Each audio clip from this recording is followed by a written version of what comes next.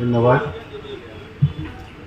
আজিৰ এই গ্ৰন্থ উন্মোচনী সভাত উপস্থিত আমাৰ এডভোকেট জ্যোতিষ শৰ্মা ডাঙৰীয়া, আক্ৰাছৰ চেণ্ট্ৰেল প্ৰেচিডেণ্ট বৰ্মন ডাঙৰীয়া আৰু এই কিতাপৰ লেখক ডক্টৰ আমিৰুল ইছলাম খান আৰু মোৰ উপস্থিত থকা বিশিষ্ট ব্যক্তিসকল আৰু সৰু ল'ৰা ছোৱালীসকল, আজি এই আমাৰ গ্ৰন্থ এখন লেখাটো সকলোতকৈ টান কাম বুলি মই ভাবোঁ। কাৰণ গ্ৰন্থ এখন মনৰ ভাৱ ভাষাবিলাক গ্ৰন্থ আকাৰে প্ৰকাশ কৰিব পৰাটোৱে সকলোৰে কাৰণে সম্ভৱ নহয়।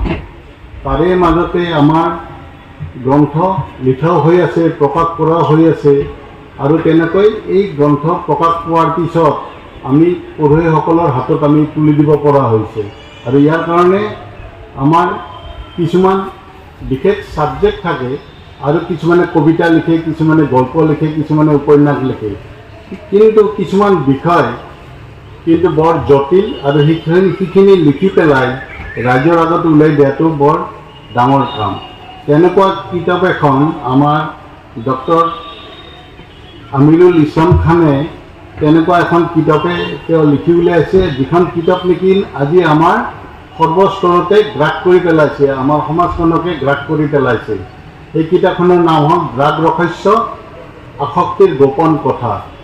ড্ৰাগছ, আপোনালোকে ড্ৰাগছ বুলিলে এতিয়া গমেই পায়, পেপাৰে পত্ৰই গম পায় যে ড্ৰাগছ খাই মানুহ কি বিপথে পৰিচালিত হৈছে, ড্ৰাগছ খাই সমাজৰ অসামাজিক কামবিলাক কৰি আছে, সমাজত আমাৰ হিংসাটো বাঢ়ি গৈছে আৰু আমাৰ যিটো যুৱ প্ৰজন্ম আছে, যুৱ প্ৰজন্মই এই ড্ৰাগছ সেৱন কৰি নানা অপকৰ্মবিলাক কৰি আছে, ঘৰখন ধ্বংস কৰি দিছে, পঢ়া শুনা বৰবাদ কৰি দিছে আৰু নানা সমাজত নানা হিংসা, হত্যা, অত্যাচাৰ এইবিলাক বাঢ়ি গৈছে। এই ড্ৰাগছৰ কাৰণে হৈছে। ড্ৰাগছৰ কাৰণে আনকি নিজৰ মাতৃকে হত্যা কৰিবলৈ কুণ্ঠাবোধ নকৰা হৈছে। এই ড্ৰাগছটো কি, ইয়াৰ ৰহস্যটো কি? ড্ৰাগছ বুলিলে আমি পাণ তামোলৰ পৰা আৰম্ভ কৰি গুটখা, মদ, তেনেকৈ আমাৰ যেনেকৈ চাধা আছে, আমাৰ বিভিন্ন প্ৰকাৰৰ ড্ৰাগছ আছে আৰু কেমিকেল ড্ৰাগছবিলাকো আছে। সেইবিলাক খাই মানুহে কেনেকৈ নিচাসক্ত হৈ পেলাই শেষত এৰিব নোৱাৰা হয় আৰু শেষত তেওঁ জীৱনটো নিজেতো ধ্বংস হৈয়ে গোটেই সমাজখনকো ধ্বংস কৰি পেলায় আৰু আমাৰ নিজৰ পৰিয়ালটোকো ধ্বংস কৰি পেলায়। গতিকে এই ড্ৰাগছৰ আমাৰ প্ৰত্যেক ডিষ্ট্ৰিক্টতে, ষ্টেটতো চেল আছে এটা, আমাৰ টোবাকো কণ্ট্ৰল চেল বুলি এটা আছে, বিভাগ আছে, আমাৰ বঙাইগাঁৱতো তেনেকৈ আছে। আমি সেই হিচাপে আমি সজাগতামূলকভাৱে আমি প্ৰত্যেক স্কুল, কলেজ হওক বা বিভিন্ন প্ৰকাৰৰ অনুষ্ঠানত হওক আমাৰ সজাগতা হৈয়ে থাকে।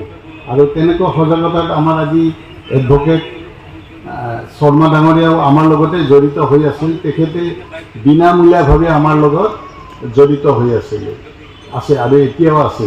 কেনেকৈনো আমি আমাৰ কপ্তা আইনত আমি কেনেকৈ কি আমি কপ্তা আইনত আনিব পাৰোঁ সেইবিলাক ধুনীয়াকৈ বিশদভাৱে তেখেতে অলপ ক'ব ইয়াৰ পিছত। কিন্তু আমাৰ ড্ৰাগছনো কি, কিয় মানুহে খায় আৰু ড্ৰাগছটো নোখোৱাকৈ থাকিলে কি হয় আৰু খোৱাৰ পিছত যি এৰিব নোৱাৰা হয়, কিয় এৰিব নোৱাৰা হয়, এই কিতাপখনতে গোটেইখিনি সন্নিৱিষ্ট কৰা আছে।